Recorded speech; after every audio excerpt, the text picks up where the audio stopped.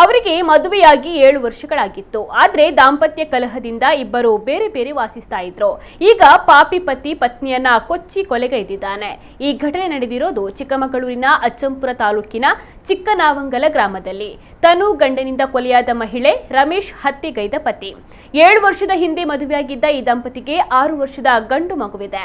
ಕಳೆದ 2-3 ವರ್ಷಗಳಿಂದ ಇಬ್ಬರ ನಡುವೆ ಮನಸ್ತಾಪ ಉಂಟಾಗಿತ್ತು. ಹೀಗಾಗಿ ತನು ಪತಿಯಿಂದ ದೂರವಾಗಿ ಪ್ರತ್ಯೇಕ ಮನೆಯಲ್ಲಿ ವಾಸ ಮಾಡ್ತಾ ಇದ್ಲು ಎನ್ನಲಾಗಿದೆ. ಆದ್ರೆ ಅದೇನಾಯ್ತೋ ಗೊತ್ತಿಲ್ಲ. ನಿನ್ನೆ ರಾತ್ರಿ ಕುಡಿದು ಬಂದಿದ್ದ ರಮೇಶ್ ತನುವನ್ನ ಕೊಚ್ಚಿ ಕೊಲೆ ಮಾಡಿದ್ದಾನೆ. ಕೃತ್ಯದ ಬಗ್ಗೆ ಅಚ್ಚರಪುರ ಪೊಲೀಸ್ ಠಾಣೆಯಲ್ಲಿ ಪ್ರಕರಣ ದಾಖಲಾಗಿದೆ.